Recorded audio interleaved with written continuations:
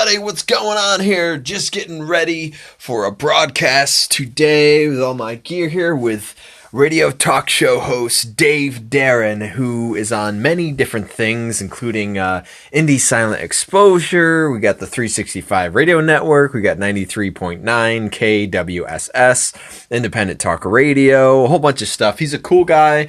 Been on the show a couple times. And I will post when the show is available for you guys to listen. Rock on!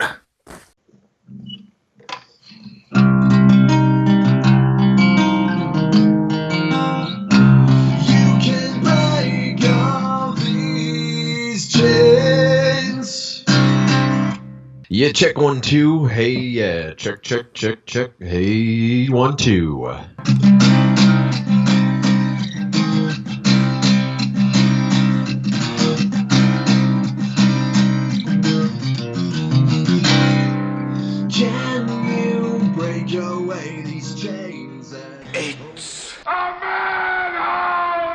It's midday, and rubbish transvestite Dave Darren is paying a visit. I'm from Philadelphia. Hello? Water. Take Broad Street North, right on Passyunk Avenue. Oh, you're from Philadelphia? Kind of like the mummers and cheesesteaks and pretzels. He's the best there is. That is so gay. Yeah. Do not go in there. See? One that would have been here. Interesting. There's no place he won't go.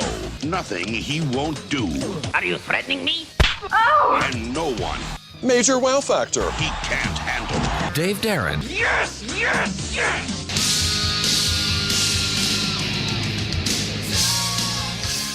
Welcome to Dave Darren Show. I have the tremendous Frank Palangi on the call. How's it going there, Frank? What's going on? How you doing? Good, good. And one thing unusual about the conversation we're going to hear today is in the back of you, I see the video screen of your computer. I can see how hideous my face looks.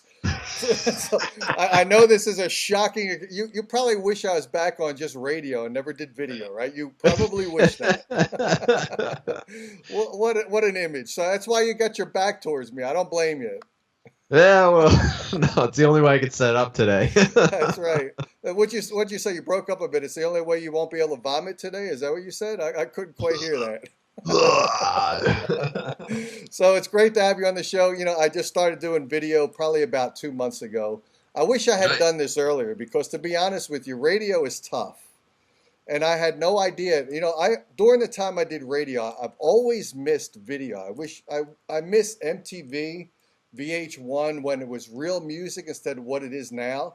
Yeah, I miss that too. It's the good old days. Yeah, it was some good old days. I remember watching it with my girlfriends, plural at the end of that, girlfriends, because I used to look better then. Trust me, I never looked this hideous my whole life. It's just recently I looked this bad. But I miss the old MTV and the VH1. So now that I get to do video again, inspired by Rock Solid Talent Entertainment, these guys now help me promote the show as well. So now it's not only that I do video, I finally got the common sense not to try to pull this all off on my own. And so let's talk about this. So your career is gotten pretty far. I like what you're doing. I like all the music you're doing. You got a great deal of followers. You got some good fans. Did you pull this off alone, or did you actually align yourself with the right people to make this happen? A lot of it is just me. I mean, it's been a buildup over like 7 years or so. You know, I've had people that I've worked with from the recording standpoint of, you know, being on my records and things that are names and this and that. But it's all been hard work as far as opening for all these acts and, you know, getting those acoustic gigs and stuff like that and booking and trying to make a living at it and selling CDs and this and that. And, you know, there's always room for improvement, which, you know, for everybody that's there. I have some goals, you know, I haven't met yet, and hopefully soon. But you know, it's my 24-hour day job. Well, that's interesting. Let me ask you this question: is this your 24-hour day job? Is this what you do for a living? Is music? Yes. Yep. For about 7 years now, 2010, I made that decision. Beforehand, I was working a couple odd jobs. I was playing, you know, a few gigs here and there, but you know, I was recording all that, but it wasn't as serious as, okay, let's drop all that and really focus on this, and let's get some stuff going. Yeah, now very cool. Now, let me ask you this because this is really interesting as well. Because I for a while I was managing the day gig and the radio gig. Now, like I said, oh, don't look back at me. Don't look back at that video. You'll laugh. I won't get any dialogue from you. I'll just get constant laughter. But I was balancing both careers as well. It's sort of recently that I decided, you know what, I'm going to take a little sabbatical from my day job and do radio, which is now video full time. However, you notice I mentioned I took a sabbatical. Is that a dumb thing to do? Because now I've got that safety net, and I'm thinking, well, I could always go back after 6 months. I won't be antique. Should I?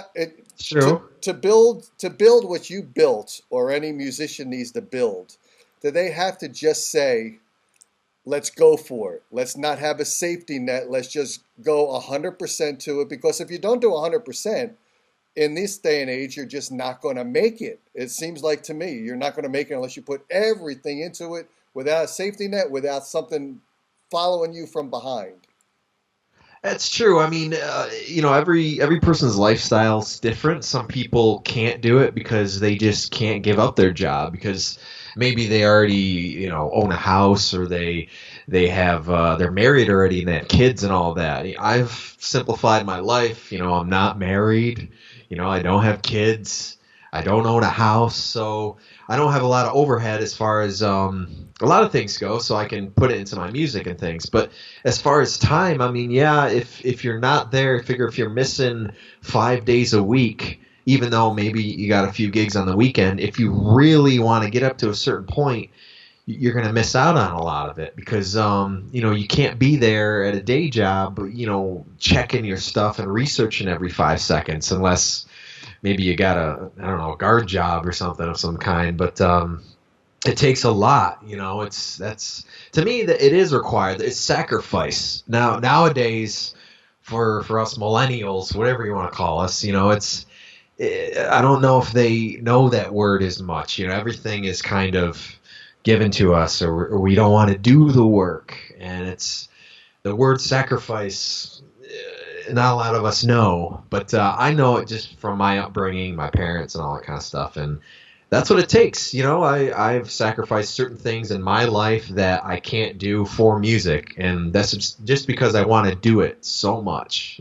So that was my decision. Yeah, shout out to you. I believe that's really relevant. I love that answer, and I find that answer to be really true. I have asked a variety of bands what they do, and it's funny, you get the bands to play quite often, and they have day gigs. However, when I ask them that question, they say music to them is a hobby. So when they have their day gigs, music to them is a hobby, or it's a second income. But for the people that really, for the people that really want to make it, like you said, you can't really be at a day gig and try to on the side have the laptop up. Boss comes over and you gotta move the laptop out of the way, risk of getting fired, walked out of the building that minute, which happens too, right? You get the people trying to email sneak. you missed, Yeah. Yep. So it's tough. So I'll tell you what, I know you're set up there to do you're going to do some live stuff today. That's going to be really cool, right? You get your guitar there. You're going to do some live stuff, right? Oh, yeah. Yep. Okay.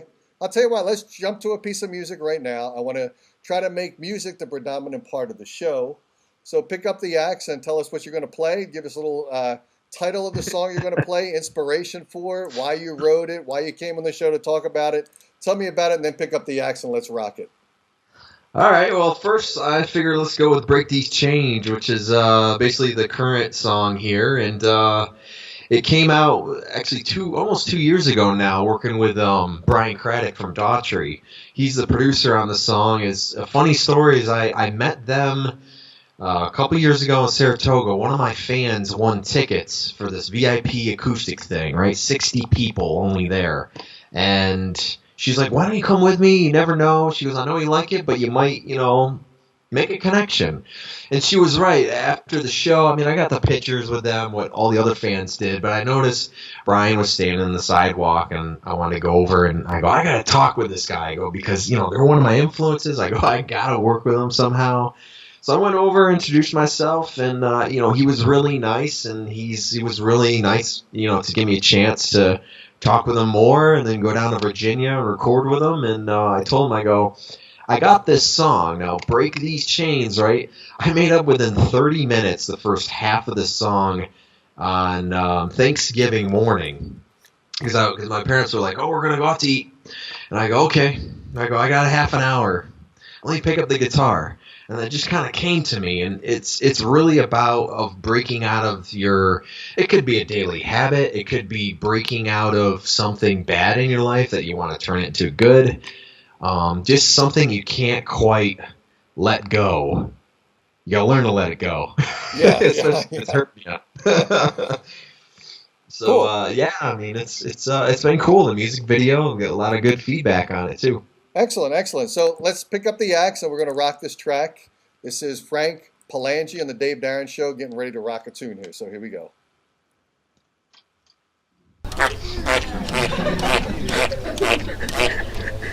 It's a little rainy here today, folks.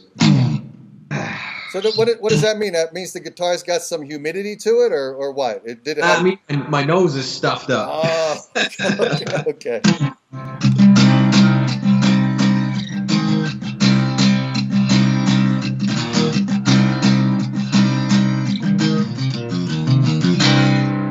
Can you break away these chains that hold you down? Skin and bone can't save the pain that's left now. Your only hope is within yourself. Now it's time to face yourself. You can break all these chains. Face yourself, it's your darkest day. Crawl towards the light and break these chains.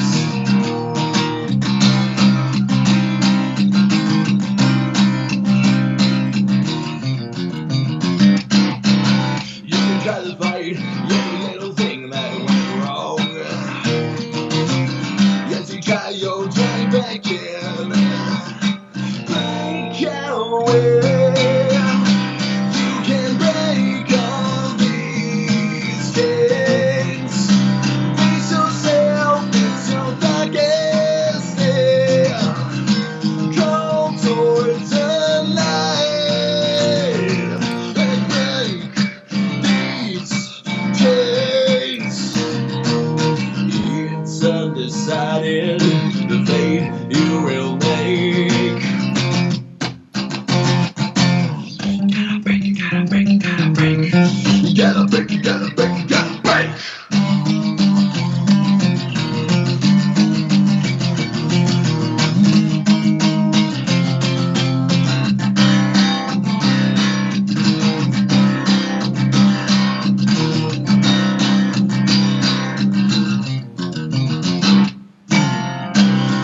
Can break all these chains.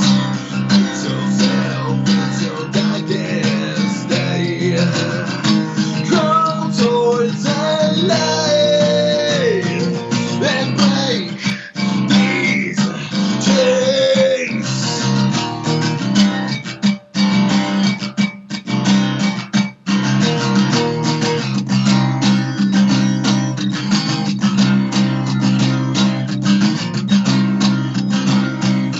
Gotta get a break, you gotta get a break. Gotta get a break, you gotta get a break.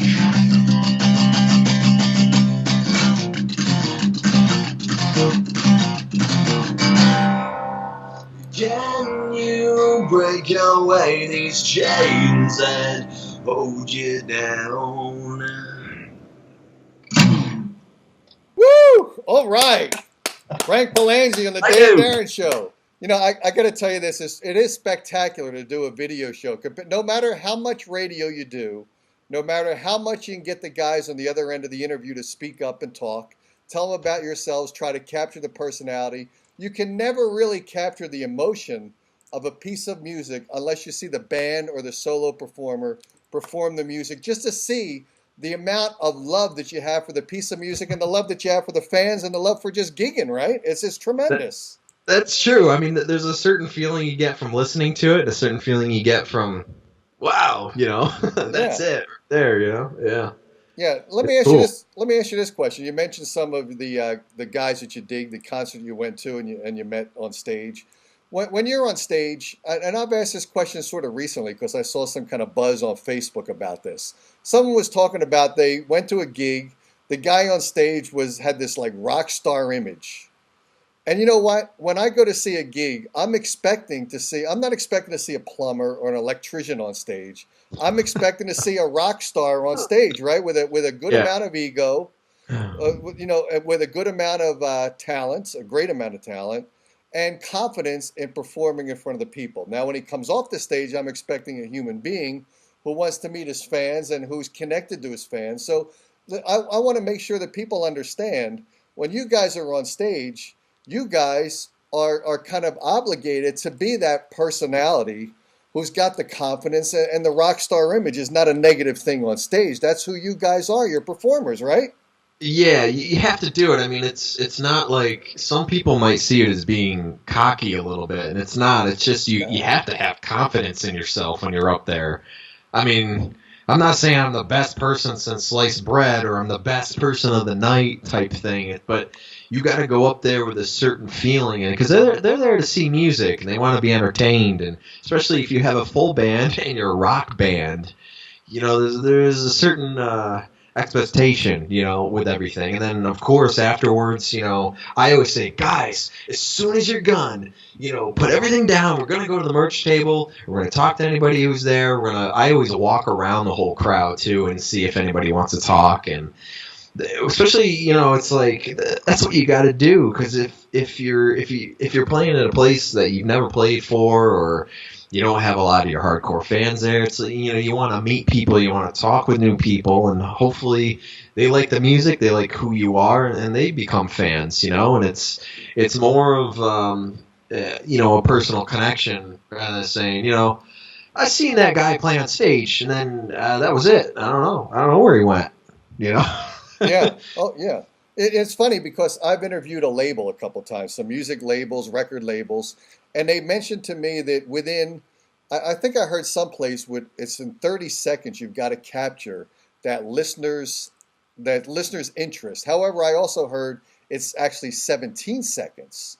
So within that 17 seconds, when you can tell me if you think that's a little short time period or if you heard differently, but I heard within 17 seconds you've got to have the introduction of the song and then introduce either another instrument or vocal or something to change it within 17 seconds to keep the continual interest of that song. Now, the reason I bring that up too is when you guys get off stage, you guys have a certain amount of time to capture that audience and their reaction to your music that you were performing on stage. You've got to give them that personality that was on stage. You've got to give them the introduction to yourselves off stage within a short period of time as well. So there can't be this little delay. Everything in music now has to be sort of instant. It does. It's give me, give me, give me. Yeah. The hard part is like where I'm at now is I don't have my own roadies and all that, so I can't just like go off stage and they can take everything down and everything will be fine. It takes me 15 minutes to get everything off stage, especially the whole band, and then make it over. So I have I'm always left with I think about 5 or 10 minutes before the next band goes on, and I always feel like I miss some people because they go right up after you're done, and then they kind of wait for the 10 minutes you're not there. But I mean, hopefully someday that'll change. But I have noticed that, and it's that's weird. But I end up running into most people, so that's still good. Yeah, I was thinking that too. I was thinking it's tough because I've been to enough gigs where I do see the setup time between both sets. They try to make it as short as possible. They really do. Because they want to make sure that the people that are there remain there and they don't have that big gap in between where they might actually walk out of the venue, right? So you want to keep them there. But then on the other hand, equipment these days is expensive. You got to keep it safe. You hear enough tragic stories about guitars being walked off, right? So you got to make sure you keep the equipment safe, but you got to meet the audience as well. So it's complicated. I grant you, I think it is complicated. My last show, we were opening for Red Sun Rising and a band called Bad Flower in Albany. And I went to take my guitar, right, and I put it off stage. And I come back, and all my picks are gone from my microphone stand and the holder. And I was like, what the heck? The audience was close there. I mean, I could literally kick them in the face if they're, if they were that close. And I was looking around, and they shouted to me, about 4 people. They go, "Yeah, we took all your picks." I was like, "Okay, that's fine, but maybe I needed one still." I don't know. Yeah, you should have said you'd like one to do a final song for the evening and try to get one. Who knows? But I used to give them away anyways, but it's like I've never had it where they were just gone, But to have that, you never know, because sometimes people are weird, and they could grab your guitar cord, they could grab your whatever, and some of these cords aren't expensive. Some of these cords are like $60, $80 a piece that I use, so it's like, yeah, I'm gonna find you in the crowd. right. And they're close enough where you could find out who it was and kick them in the head, like you mentioned, right? Yeah. Yeah, but maybe you should get autograph picks, so maybe that could be your little giveaway.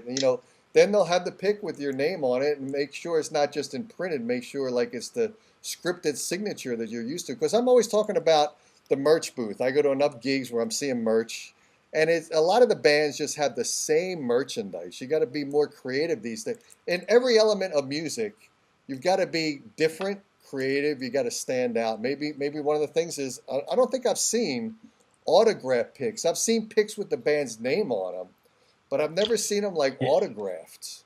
I've got those. Usually what I do is I just initial them because there's only so much room. But I at least do that. Like a lot of times, all my picks I order. I don't know if you guys can see this.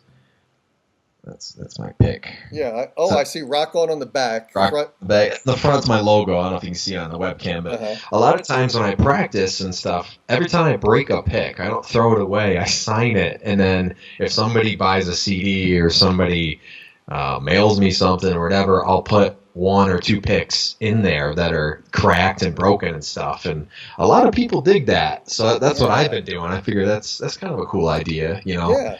I wouldn't mind a used drumstick from whatever, Metallica or whoever. It's all that kind of stuff. It's cool, Yeah, absolutely. That's pretty cool. Tell me about your music. When you write music, you mentioned, first of all, one of the tracks, the one, I guess it was you just played. Was it the one you just played? It was the 30-minute? I forget already. Yeah, Break These Chains. Okay, Yep. So that was a 30-minute Thanksgiving break. Yeah, 30 minutes. Now you needed to spend more time after that to write the rest of it, right?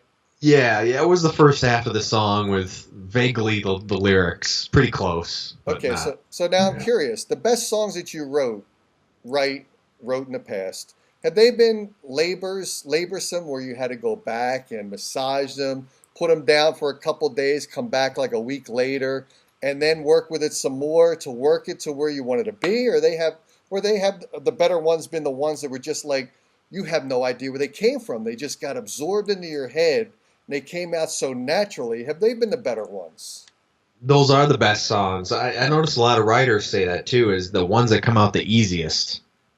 The ones that are done the fastest. I consider 3 or 4 of my staple songs. I consider them. I wrote them all that fast. I wrote them all either within a day or a couple hours, or I did like a whole band demo, and everything was coming together really good within a couple hours. The ones I have trouble with, they're the ones, like I've been working on one literally for 3 years, and I think it's finally gonna come out.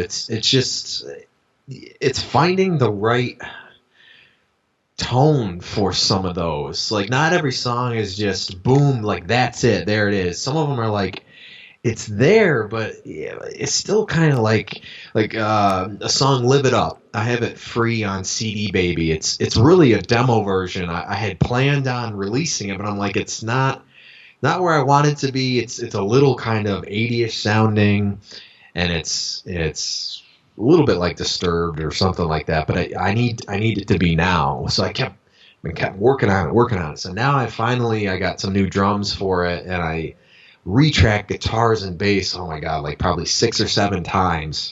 But now I have it.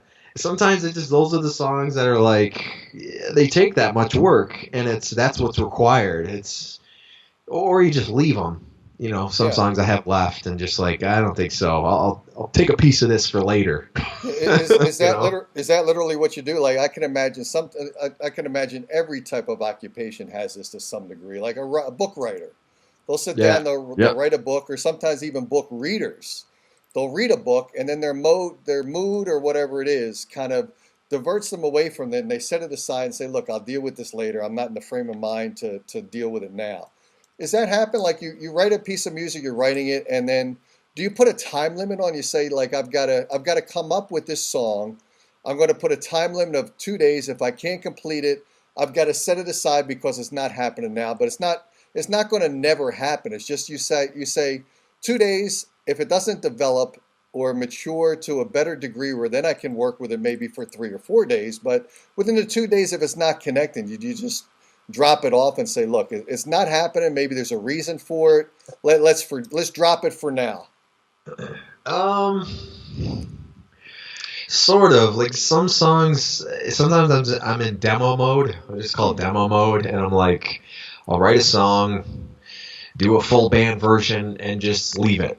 You know, or I'll say, you know what, maybe that's the next song I'm going to release. But I never write a song saying like, oh, if I don't come up with a premise in like a day or two or a week, I'm gonna move on. It's kind of in my head. Either I made it up in demo mode, or it's demo mode, but I made it up for a reason because I want it on next project or something like that. So then I'll keep working on it. Yeah. Some people are very moody. In fact, I tend to be somewhat moody, moodier than I thought I'd be. And it's funny, I capture that more now that I do radio. I see my moods, and I see that I should shut up during the bad moods and get off of Facebook. I've noticed that as well. But when Write about them, yeah, vent, right? Rant and rave. I do that too much. But let me ask you this: when you're writing a song, obviously everyone has their moods, whether they're more violent shifts in their moods or whether they're more a level type of guy. When you're writing a song, obviously mood makes an important part of writing. Probably makes an important part of performing as well. But when you're writing music, do you have to be in a certain frame of mind to sit down and write? Like, are you looking for a certain mood? Yeah, I mean, like if I'm writing a breakup song or something to do with love, and I'm in like, let's bang some drums, Metallica type mood, it's not going to work. Sometimes I can say, well, let me come back to it in half an hour with that in mind, and maybe I could pipe down. But you have to be in some moods. I know a lot of times, like if I'm sick or something like that, I just don't really. Everything kind of meshes together, and I'm like, I made something up, but I don't really know what I made up, and I don't know if it's any good or I don't know where I'm going with it. Yeah, the frame of mind, it's if you have things in your personal life you're worrying about, that can affect things too in your writing. And when I write, I like to be alone and just sit down and have nobody bother me. And I mean, I could write, say I was in a library and I was writing lyrics or something like that, but I don't think I could be, in a public place kind of venting out my songs, playing guitar and all that. And you have to be, at least for me, I got to be in my own space, and I like to be home when I do it a lot of times, just because that's where I feel the best. But sometimes I've been in a couple hotels and I've written a couple songs too. Mm-hmm. It's mostly like where you relax to me. Yeah. I think that's a good spot. Cool. Now you still got the axe there. You could play another song. How about we do that? What do you think? Yeah, I'll play one more here. Okay. Let me tune it up here. Sure. Like you said, it's a humid day. Guitars go out of tune in the humidity. Wow,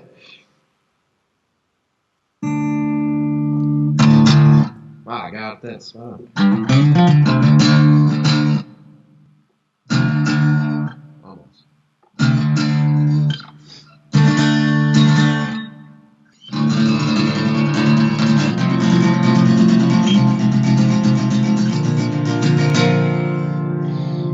gonna do some driving these lines from my first EP that came out here.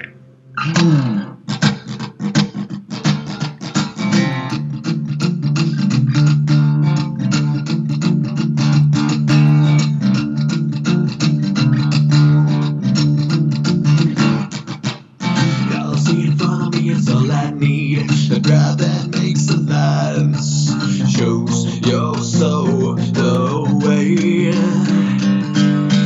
Say it's only good when you're rushing to the top. Takes everything you got, tells your soul the way.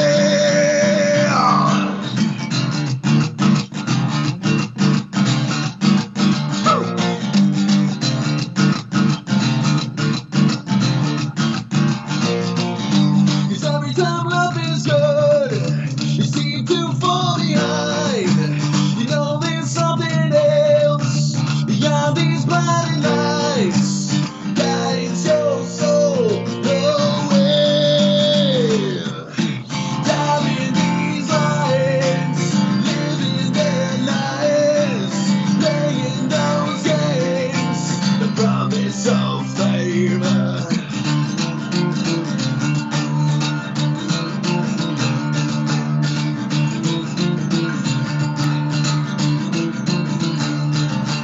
All I see in front of me are empty streets, driving through the night. I see they never knew you when you fell from the top. What does it take to stop? Cause every time love is good, you seem to fall behind. You know there's something else beyond these blinding lights, guiding these lions, living their lives, playing those games, the promise of fame.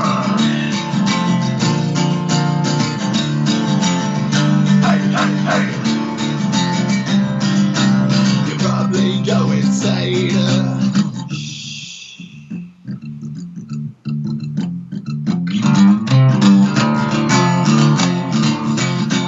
Here we go.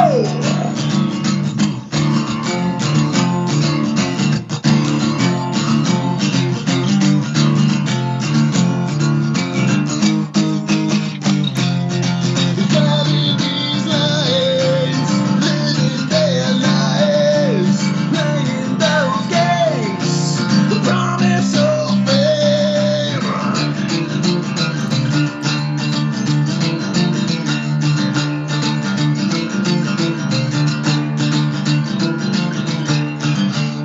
All I see in front of me are empty streets, driving through the night.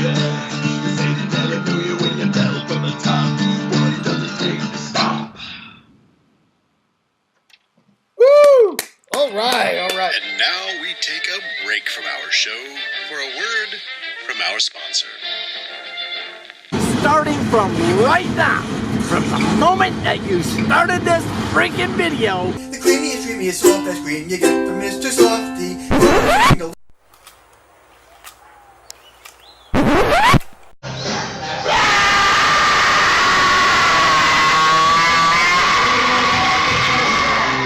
It's The Dave Darren Show, Hey, buddy, try it on. brought to you by our very cool sponsor, Cool air feels good. rock solid talent entertainment, the cutting edge of entertainment, bringing you bands, radio, and live streams into the 21st century. Everyone's gonna want to hang out with me. Woohoo! Yeah! Hang my hopes on a lasso. You know, I noticed something here, Frank. I noticed that while I'm speaking to you here, you know, doing the regular chat that we're doing, the voice is not as raspy as as soon as you introduce the song, the raspiness comes out of your voice. And it's funny because I sing once in a while. When I do some Neil Diamond stuff. So now if I sing a Neil Diamond song without the raspiness, it doesn't sound like Neil. So I've got to come in where it began. I got to add the raspiness to it, right? Do you realize that you do that, or it's just a natural thing that as soon as you start the vocals, the raspiness just comes out automatically, or is it something that you acknowledge is a formula for your voice? Yeah, it's some songs. Some songs I go by feeling, and it's funny because some songs I just cannot sing the same. Like some songs will have will have more of a cleaner tone, and some will more have like the grittiness. And when I try to sing higher, the raspiness actually just tends to come out. I don't know why. I can't do anything about it, but it's like, and then there's some stuff where I have more of like almost like a Creed type style, and it's just really, I don't know, based off the feeling. I mean, my song Frozen, which is not really hardcore, it's more like a pop rock song. That's a little bit more clean. That's using like different register in your voice, so it's, I don't know, but I love that style. The grittiness. I mean, it comes from maybe my movie days of like in Batman and RoboCop and all that kind of stuff. They're all like low voices and where's the that kind of stuff. So it's cool. Where's the rabbits? Comes from Johnny Cash too. Had a raspy voice, right? I know that you've done a cover of Johnny Cash's. Which one? Walk the Line, was it, or what did you do? Little Ring of Fire. Oh yeah, right. Have you admired him? Love is a burning thing. Johnny Cash is one of my influences, and there's something about him, something with his style and his presence that I really like. So, in honor of the late great Johnny Cash, you guys want to hear some Ring of Fire? Here we go. Now, if you guys know it, you guys sing along, all right? Get those singing voices together now.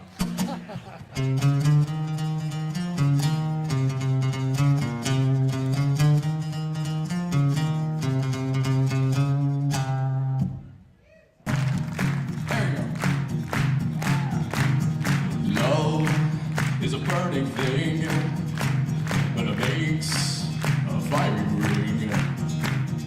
Bound by wild desires, I fell in that ring of fire. I fell into the burning ring of fire. We down, down, down, the flames went higher. Burns, burns, burns, that ring of fire, that ring of fire.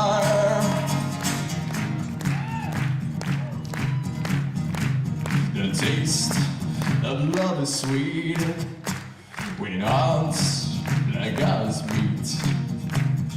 I fell for you like a child. Oh, the fire went wild. I fell into the burning ring of fire. We down, down, down, the flames went higher. It burns, burns, burns, that ring of fire, that ring of fire.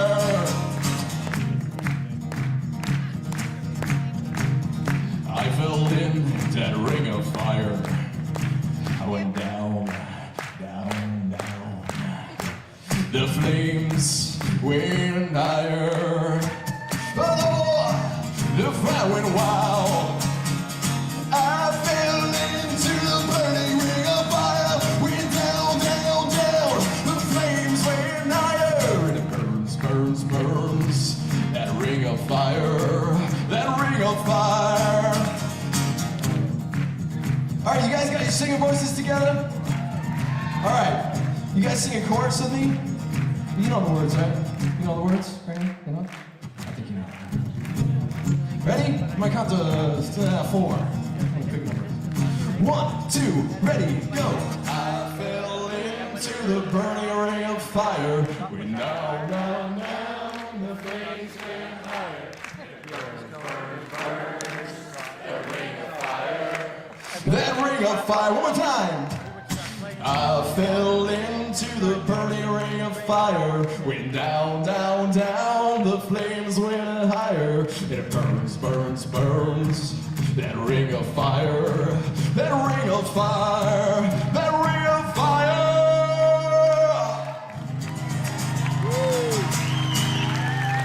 Thank you very much, guys. When you're on stage, do you get compliments on doing Johnny Cash? Because obviously I think you pull it off quite well. Yeah, a lot of people like it, and honestly, I love Johnny Cash. I'll play any song from his. I only know so many right now, but it's like I don't know why I just connect with maybe the deep emotion, because I'm not really a fan of country, but when I listen to his music, there's like I don't know if it's like inner pain or something that he has that I relate to, but there's something going on underneath the surface, and it's just like, there it is. You know? I'm curious about this. When you're thinking about your music and you're thinking about today's pop music, my impression of today's pop music is very different than it was when I was growing up in the 70s, 80s, even the early 90s, where pop music had an emotional connection from that artist to me. It seems like now there is that emotional connection, and the emotional intensity of pop music is just lacking, and that's just my opinion. It doesn't have to be your opinion. It doesn't have to be people's opinions to listen to the show. But to me, it's lacking, and it's hurting me because I want to enjoy pop like I used to, and I can't enjoy it. I do. I agree. I mean, I do like the stuff from the 80s and the early 90s. For me, Early 90s, right? I think a lot of it is. I don't know. A lot of people know, but a lot of the same writers, a lot of the same players play on all of each other's stuff. It's like this network. And one time I was talking to somebody, and he was a drummer, and I didn't realize he drummed on it was all you could take top 30 pop hits, right? And you probably drummed on 10 of them. So of course they're going to sound sort of similar or the same. And I think some of the reason that's why. And the other reason is they're not incorporating. They used to incorporate real bass, real guitar, and synthesized stuff. Now it's just like everything is made up, and then they figure it out live. They either play to a track or they play to a track and the guitars are so low, they might as well not even be there. There's a connection between when you still have those four elements, together, rather than just here's something I made up in, with all these synth sounds and stuff. Let's sing over it. It's that to me is 100% digital, which is, I like some of it. I mean, I love the band that did the Tron soundtrack, like that kind of stuff for movies. The artists, where that kind of stuff goes in the movies. That's perfect, and a lot of stuff's cool. But I won't sit back and listen to it on the radio or if I'm sitting here not doing much. Let's throw on one of those songs. It doesn't. It doesn't go across to the people anymore. I don't think. There's it's all the same, it's the candy stuff, Yeah, absolutely. And what's interesting too, I noticed this because I was just dabbling in trying to understand pop music before I completely threw it away. But I was listening to it, and it's almost interesting because there is auto-tune. People know that there's auto-tune out there. But auto-tune itself almost became a type of format that people want to put in their music. What do you want to call it? Like a sound effect that they want to put in there. Even if they don't need the auto-tune, it's a part of the rapper track. Guy, sort of. Yeah, I don't understand it, but I'm listening to it, and I know that the guy can sing, yet there's the auto-tune vibe to it that's in the background. I don't know why it's even used when someone doesn't need it. It's just like an effect. It's almost like an effect pedal where you have the effect pedals of guitars. Like they put in the auto-tune for that effect. Did you notice that, or you haven't noticed it? I've noticed it. Like Kanye West uses that a lot. Yeah. Like some of them, they don't even use their real voice. It's all of that. Like when I seen on all these award ceremonies and stuff. I don't know why, because I'm like, that's not really singing. I mean, anybody could do that. I mean, it puts a lot of pressure off your voice too, because you could just kind of do what you want. Yeah. However, what's different here too about doing the video show is when I do the video show, I get you guys on. For instance, you're playing here live on the show, and almost every video show I've done recently has been that people have wanted to play on the show, which is really cool. So you can't fake it when you're playing live on the show. And it's funny because when I used to do just the pure radio show, when I did the pure radio show, the interesting thing is that I would have bands send me a CD. And I would be interviewing the guys, and I would play the CD track. Then when people went to go see the band on stage, because I would have them on the show, and they'd be playing in New York City or LA or Phoenix, they'd go out to see the band, and they sounded nothing like the CD. So it was almost like false advertising. Here's Dave saying, check these guys out. They go see them, and they're vastly disappointed. Whereas when I do the video show, there's no bullshit involved. You guys are the guys doing it. Can't hide it all. Yeah, and you shouldn't be hiding it, right? So tell me about Frank, how do people hook up with you? How do they engage with you? What's the best way to communicate? Twitter, Facebook? What do you like the best?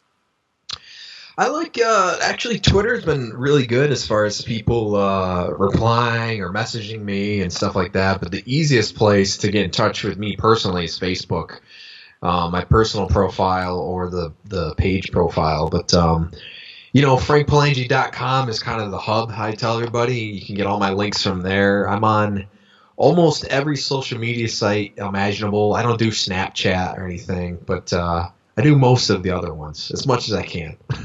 Cool. But I'm not the type of person that wakes up in the morning and has cereal and needs to Instagram or tweet about it. I'm not that type of style, but I will listen. I listen to everybody. So whoever, because I take that if somebody emails me or somebody comments and they want to talk with me, that they're interested in getting to know my music or me better, and then I'll take an interest. And I always say, I let the fans step up a lot and talk with them that way too.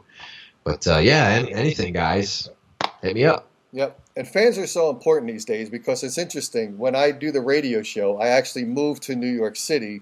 There's a reason for that is because I know all the venues there, and I know that I want to put this hideous face in front of the fans, right? But it's really true these days is that you've got to connect with your fans via meeting them rather than just having the music content out there to either get on iTunes or SoundCloud. You've got to physically talk to these people to engage them, and that's what makes a personality like you different and better at it because you're actually spending the time to meet these guys, right? It doesn't work. It doesn't work just posting saying, "Hey, come to my gig." No. You kind of have to have a personal connection. You can't have it with everybody because then it would eat up all your time. But for the majority, you do want to message them and try to strike up some fan relationship, type thing. Yep. Did you ever write a song for a specific fan or a fan in mind? Have you ever done that where you're looking out there and you see, well, you know what? If I talk to this person, they seem interesting, and then you talk to them, and then there's a song behind them. You ever have that happen? No. I mean, I've taken a few stories from my friends, or they're written about people I know, but never a fan. No. Huh. Wow, I'd imagine that could happen maybe sometime in the future. It could happen because I get some pretty interesting stories that would make some good movies. So it's like, I could see they could make some good songs too. Very cool. Frank, let's take the show out with a video. I know you've got a couple of videos out there. Do you mind me spinning one of the music videos on the show as a trailer to the end of the show?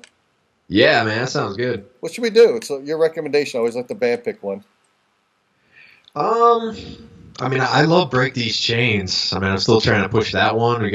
I love Driving These Lines too. That's a good one. Whatever you want.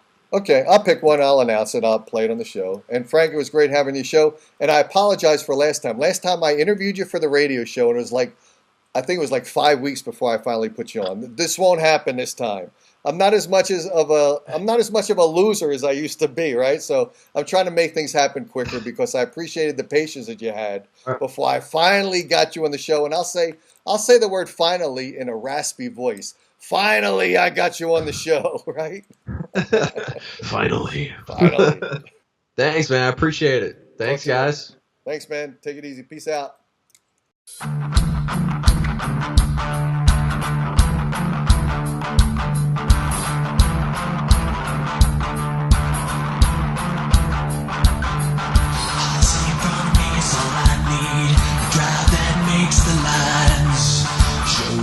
Your soul go away.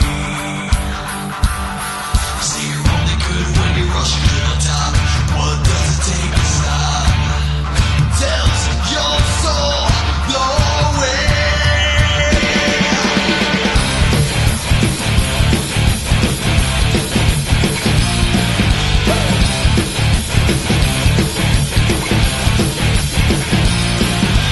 Yeah, that love is gone. I seem to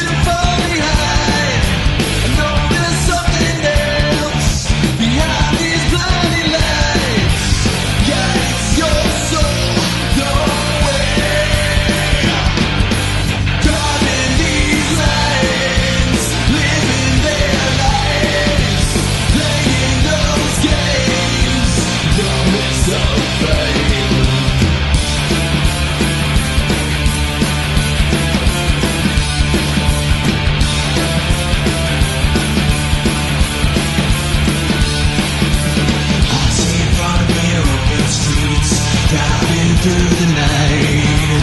You say they never knew when you're falling from the top. What does it take to stop? Every time love is good, I seem to fall behind.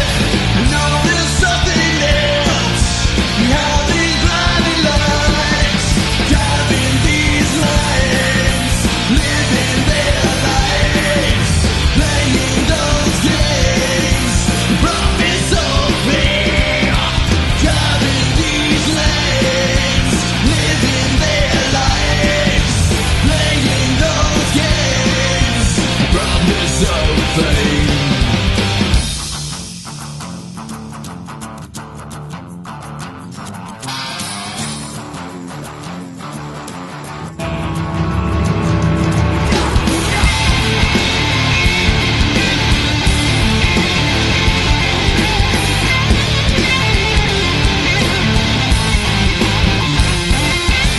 Driving these lanes, living their lives, playing those games, promise of fear.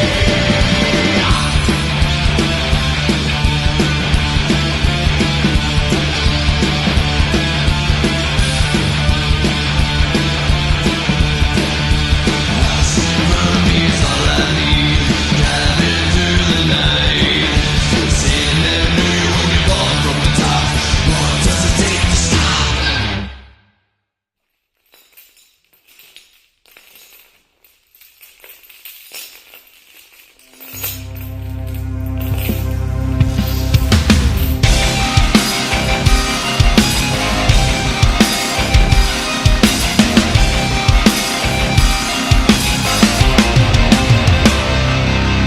Can you break away these chains that hold you down? A skin and bone can't save the pain that's left now.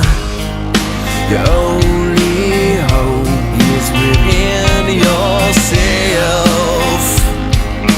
Now it's time to face yourself. You can break all these chains.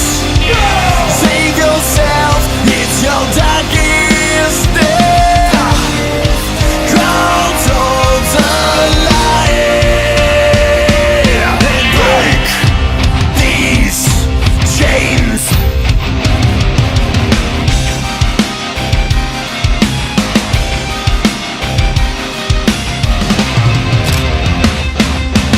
You can try to fight every little thing that goes wrong. Get a break. It's a try or drag back in. Break away.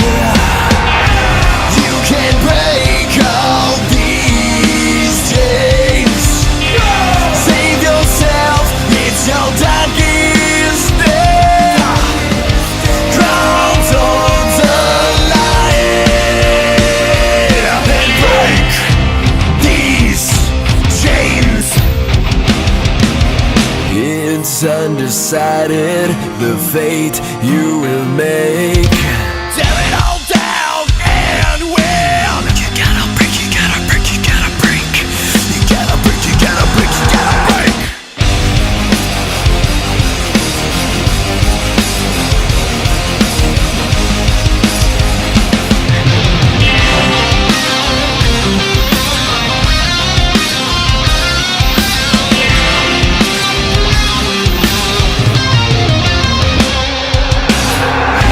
You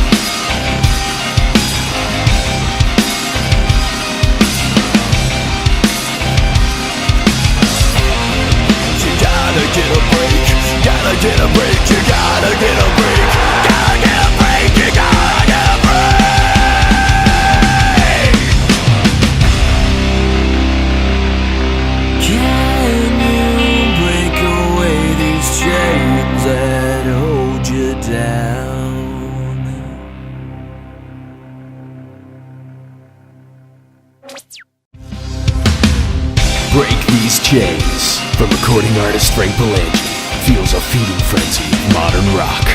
Frank Palangi, break these chains. You can break all these chains.